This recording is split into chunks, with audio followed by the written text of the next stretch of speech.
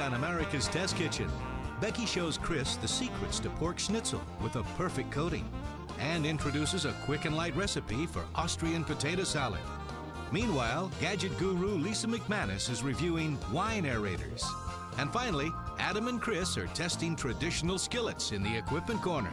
That's all right here on America's Test Kitchen. I just got back from Vienna and I got this great load-and coat and this authentic Austrian hat. But best of all, I have a great recipe for Wiener Schnitzel. Nothing like those heavy, greasy cutlets here in the States. And they're light, they're fluffy, they're fabulous. So let's go into the test kitchen with Becky to discover two of my favorite things: authentic Wiener Schnitzel and a fabulous Austrian potato salad.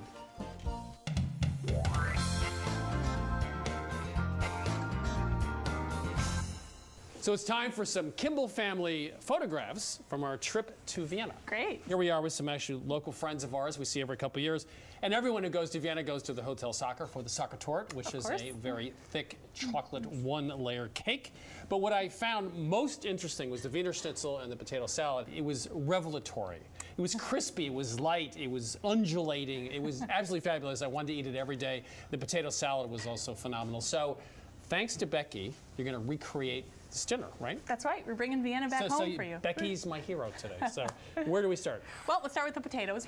And in Austria, they use these crescent potatoes. And of course, we can't find them here in the States. They look like fingerling potatoes, yeah. Yes, they're moderately starchy, great flavor, very much like a fingerling. So we went to the supermarket and tried out what we could find here, starting with russet potatoes. This potato salad relies on the starch from the potatoes to help thicken the dressing. And the russet potatoes actually had too much starch, and they broke down too much, made sort of a mashed potato-like Say goodbye salad. to russets. No russets. The Red Bliss potato had the opposite problem, not enough starch. These are very waxy potatoes, and they didn't break down enough. Goodbye to Red Bliss. Right. Okay. That leaves us with Yukon Golds, and the Yukon Golds were perfect, moderately starchy, thicken the dressing just right, and they have a really nice buttery flavor. So starting with the potatoes, we're using 2 pounds of the Yukon Gold potatoes, and I've peeled them and I've started to cut them up here. And I'm going to cut them into pieces. So I'm quartering the potato first, and I'm going to cut it into 1/2-inch thick chunks. And most recipes call for boiling the potatoes whole in their jackets and lots of boiling water.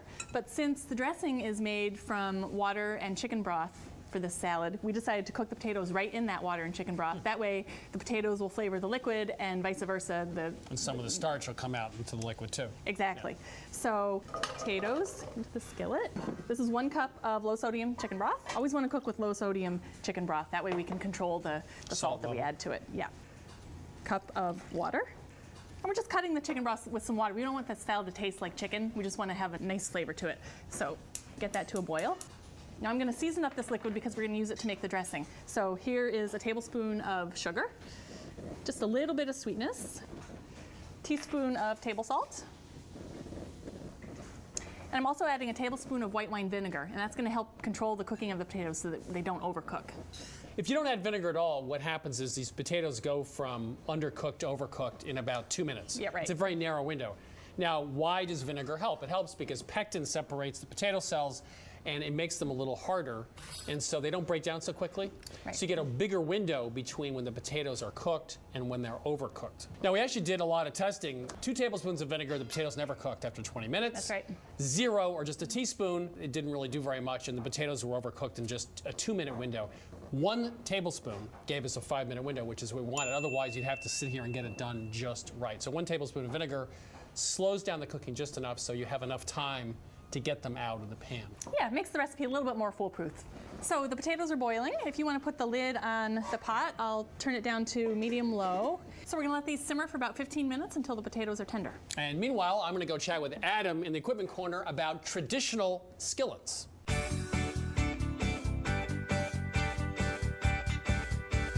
For about 20 years, when I first learned to cook, I used a cheap $20 cast iron skillet, and it seemed to be fine. And when I'd visit restaurants and go in the kitchen, I noticed they had inexpensive aluminum skillets. But these days, one can spend well over $100 to buy a tri-ply skillet. So we're here in the equipment corner with Adam, who's done the testing to see if we need to shell out more money to get a superior skillet. So I want to start this with an obvious question. Skillet versus saute pan, are they the same thing or are they different? The answer is it's a moving target. I'll tell you, this is actually a pan that you really want to buy by the shape of the pan and not the name. What we call a skillet in the test kitchen is shallow. It's got nice, gentle slope to the sides. The sides flare out a little bit. And this corner where the bottom meets the side is a nice rounded edge. These things can be called a skillet, a saute pan, a fry pan, an omelet pan. It varies by manufacturer. So really shop by shape rather than name. This is really a workhorse kind of pan. I mean, in this pan, you sear, you brown, you saute, you stir fry, you shallow fry. So we wanted to test slightly better pans. We got a lineup of 6 different pans here. They're all 12 inches in diameter across the top. The price range was about $48 to $135. There are 2 prominent kinds of construction. The first is called fully clad or tri-ply. That's where you have an inner core of aluminum that goes all the way across the bottom of the pan and up both sides. And that has layers of stainless steel on the outside and the inside. The second type is disc bottom, or called fully encapsulated. That's where you just have a layer of aluminum across the bottom of the pan that doesn't go up the sides. And that means this is not as good, this is inferior to this? You know, in our tests, we actually prefer the fully clad models because we find that they heat a little more evenly. Sometimes in the disc bottom models, right at this edge, it can get a little overheated. You can begin to scorch foods there. Here is a little clip that will show you all of the different tests that we did. We seared steaks in these things, and that gave us a great sense of how much the temperature drops when you add food and how quickly it recovers as the pan heats back up. We made crepe, which will give you a great sense for how evenly they heat by the dark and light spots on the bottom of the crepes. We also made pan-roasted chicken parts, which gave us a good sense for how they handle. And we sauteed onions, which gave us a good sense for how quickly they saute, what we call saute pace. We did a second saute pace test with solder. Those are thin rings of metal that melt precisely at 361 degrees. We put the pans over medium heat, timed how long it took to melt. The range was between 3 minutes and 6 minutes. But a nice moderate saute pace that will not burn your food if you look away for a minute, something along those lines, was around 4 minutes. Those are the pans that we preferred. The winner of all the testing was the pan that I'm holding here. This is the all-clad 12-inch fry pan, what we call a skillet in the test kitchen.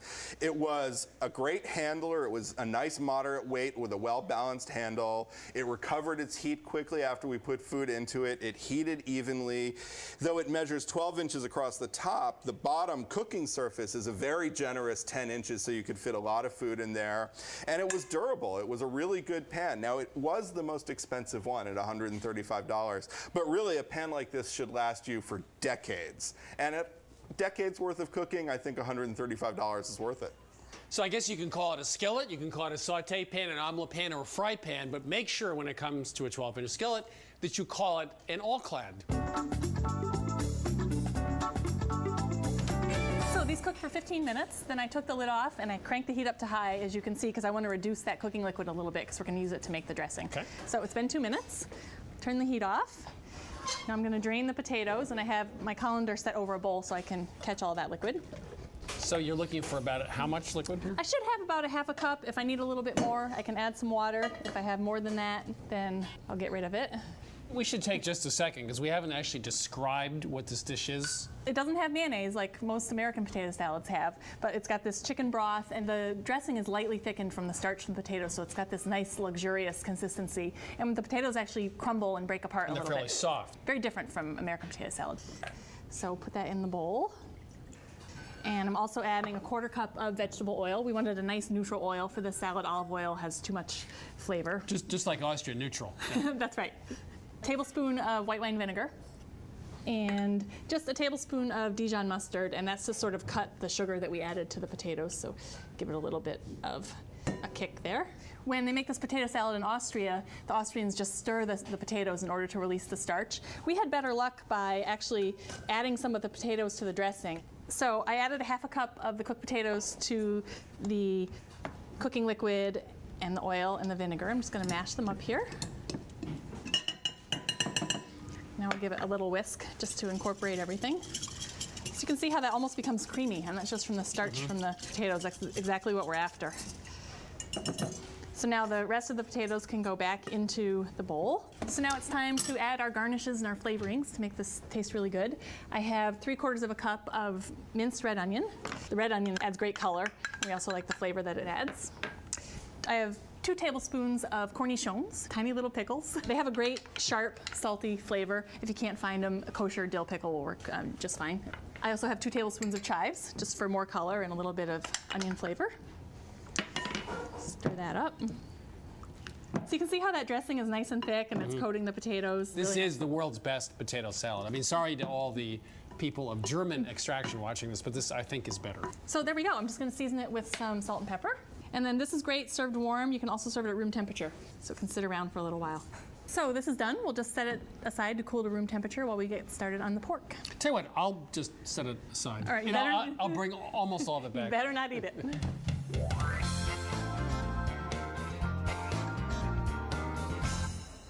Time to start the Wiener Schnitzel. Wiener Schnitzel, my favorite dish. So Wiener Schnitzel is a breaded cutlet, so we started with the breading. We tested all different types of breading options for this recipe, starting with fresh breadcrumbs, but by the time those browned in the oil, the meat was overcooked and they didn't work out. You really need So they were fresh, they weren't stale. Exactly. Okay. We tried saltines, we tried ground up stuffing mix. That sounds, how did that work out? Well, We weren't crazy about that. We tried panko, we tried Melba toast, but we had the best luck by drying out the bread ourselves in the microwave. So I have 7 slices of supermarket white bread cut into cubes here. I'm going to put it in the microwave for 4 minutes on high power. Then I'll turn the power down to medium and cook it another 3 minutes or so, stirring it every minute. okay. We've said nothing about what meat we're using in the Wiener Schnitzel recipe, which of course should be veal, because that's authentically Austrian. Here we're going to use pork. It's cheaper and more readily available. The question is which cut to get. So we tried 3. These are boneless pork chops. They're tough and you have to pound them and it takes a lot of effort. And even when you're done pounding them, we didn't like the shape and they were still tough. Pork cutlets kind of make some sense. Again, they're different shapes sometimes. Some are thin, some are thick. Some are thick on one side, thin on the other. Sinewy, a little bit of fat. So we didn't love those. The thing we did love was the tenderloin. That's obviously the most tender. And Becky can also control the exact shape she wants. So the tenderloin is. So before we get started on our tenderloin here, I'm going to get the bread cubes out of the microwave. So here they are. You can see they're nice and they're very hard. They're like croutons, really hard croutons. So we're going to put these in the food processor, if you want to do that for me. And we'll process them for about 45 seconds. We want these to be super fine. Oops. You want 45? 45, seconds? yeah, nice and fine. So we're going to use a pretty standard breading procedure. We're going to use flour, eggs, and then breadcrumbs. So you can put the breadcrumbs here. And I'll crack the eggs into our dish. Now I'm adding a tablespoon of vegetable oil to the eggs, and that's a pretty unusual ingredient. What we found is that when you add oil to the eggs, it prevents the egg from fusing to the meat because we want to create this really great puffy coating on the Wiener Schnitzel. So I mean, the oil helps it to puff up. Right, and the oil prevents the eggs from fusing to the meat. Okay, so now I have our pork tenderloin here. This is about 1 1/4 pounds. And I'm going to trim off the fat so that it's nice and lean. I'm going to cut the tenderloin into 4 pieces that we can make into our cutlets. And instead of cutting them horizontally like this, I'm going to angle my knife just a little bit. If you cut the pork horizontally, you'll pound them out into round pieces and you can only fit 1 at a time in the pot. If you angle it just a little bit, then you get oblong pieces and fit 2 at a time. So 4 equal pieces. Okay. Now what about this little thing here? That's fine. I'm going to leave that on. I'm going to Okay. pound it out. They're going to be a little irregular. That one will have a little bit of character to it. I was just worried about that. Okay. Yeah, that's fine. So I'm placing the meat cut side down between the parchment paper. And I'm pounding it to 1/8 to 1/4 of an inch thick.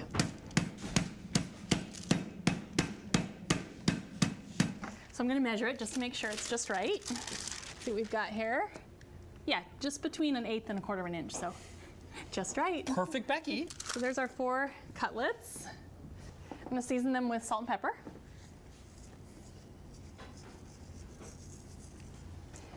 Okay, now we can dredge the cutlets, and we're going to use the flour, egg, and breadcrumbs. Okay. I like to use tongs. So I'm putting the pork in. I have a 1/2 cup of all-purpose flour here. Just want to give it a little shake because I want a really nice light coating. Then comes the beaten egg. Remember that had a tablespoon of oil. And again, I want to let any excess drip off. And finally into the breadcrumbs. So if you didn't use the flour, just to ask a question, you just went from egg to this. Why the flour? What does that do? Well, the flour helps the egg stick to... Oh, it's an adhesive. Exactly, Okay. exactly. So this is a classic technique, Okay. classic procedure. And there's the breadcrumbs. I'm just going to pat them on. Make sure they stick. Okay, so we'll get these all breaded. So there's the last one. We'll just let these sit and dry for about 5 minutes. Okay.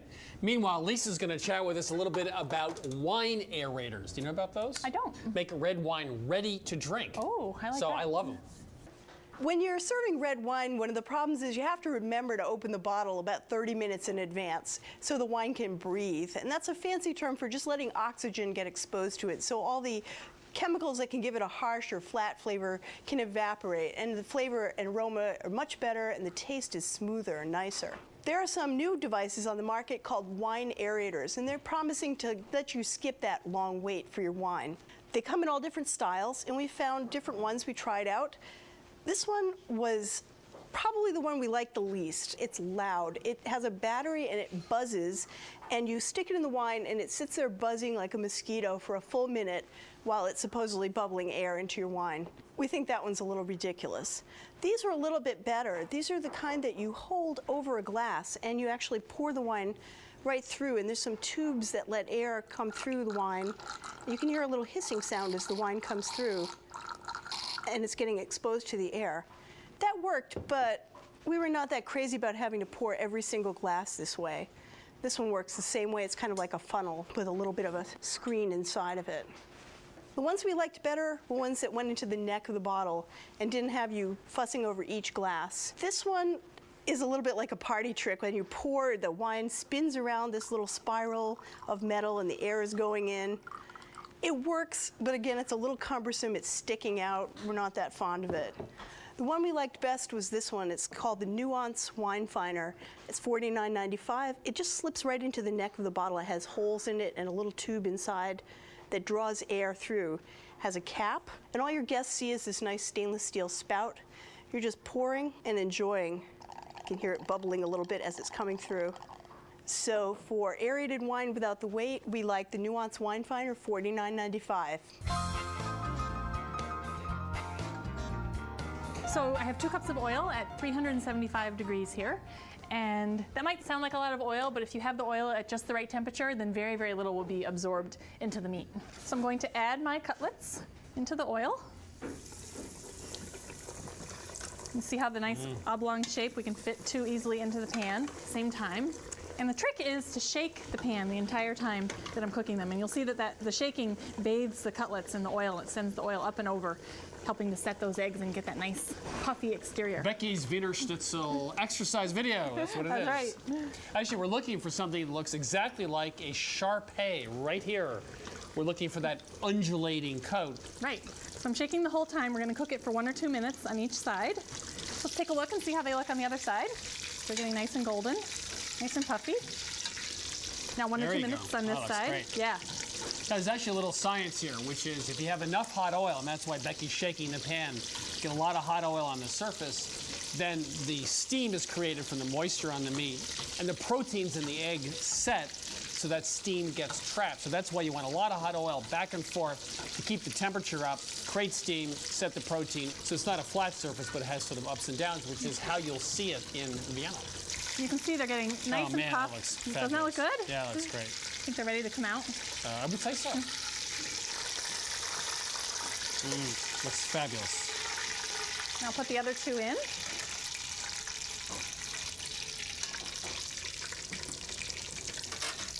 So same thing, 1 or 2 minutes on each side till they're nice and golden brown. Keep on shaking. So we'll finish off the last 2 cutlets. We'll come back, have a great meal of Wiener Schnitzel and air the Apfelsalat. I just had to say that. Potato salad. Our first letter today is from Bridget from San Francisco, who wants to know, can you substitute another type of oil for recipes that call for pure vegetable oil? Well, we did a test. Vegetable oil corn oil, canola oil, and light olive oil. And it turns out vegetable oil, corn oil, and canola oil are all replaceable one for the other. The only one we really didn't like was the olive oil because it has a very distinctive flavor. Our next letter is from Kenny from Akron, Ohio, who wants to know, is there a good rule of thumb if you want to substitute whole wheat flour in a baking recipe for all-purpose? We tested all sorts of percentages up to 75%, and we have a very simple, we think, good rule, which is go up to 25% of the all-purpose flour you can replace with whole wheat, no more. You tend to get a dense, dry baked good otherwise.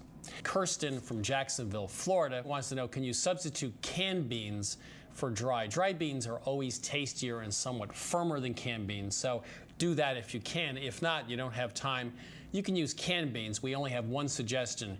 Make sure they're simmered in the broth, the soup for example, for at least 30 minutes to try to absorb some of those flavors. Otherwise, they just don't have much taste at all. And finally, we have a commentary from a reader who writes, Chris needs to get his pronunciations right. Capsaicin is not pronounced capsaicin. Geez, Chris, how long have you been cooking? I think being on TV, you need to check out your pronunciations before going on the air. Geez, I mean, I love your show, but you are my least favorite. Well, you say tomato, I say tomato. Let's call the whole thing off.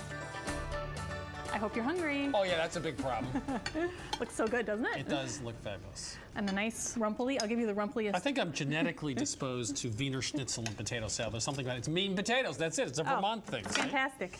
I have some garnishes over here for you. A few capers, some chopped parsley, some egg yolk, and some egg white that I put through a sieve. And you gotta have the lemon. Just the spritz. Are you done now? I'm done. But Becky, you can eat. Never go to a buffet with Becky. I'll have a little of everything. Good? You really can't see how good this is, but take it from me, this is really good. It's also really tender. You know, a lot of cutlets are chewy. This is not chewy at all. Almost tastes like veal. Very mild, super tender. Are you transported to Vienna? I am transported, yes. Don't forget the potato salad. You're so focused on the pork. Fantastic. Really nice together. Excellent. You know, this particular potato salad's totally unique. Yeah. It's not really starchy, but it has a nice sauce to it. It's not too much vinegar or bacon, other things going on. It's just really, really, really delicious. It has a nice light taste to it, too. Yeah, it's just right with the Wiener Schnitzel. They go great together. Just like you and me. Oh, Becky. Well, cut the camera now. So the secret to authentic Austrian potato salad was to use some of that cooking liquid and cook the potatoes right in the skillet. Reduce that sauce down, mash a little bit of them, put them together so you actually have potatoes in the cooking liquid as a large part of your sauce for the potato salad. Wiener Schnitzel was all about getting a nice thin cutlet out of pork and cooking it and moving that oil around. So you had a lot of heat, create steam, trap it with those eggs. You have a terrific Sharpay exterior. So from America's Test Kitchen to your kitchen, a great Austrian dinner, Wiener Schnitzel, and a wonderful Austrian potato salad. This is phenomenally delicious. This is really good. Great. Yeah, it's really good.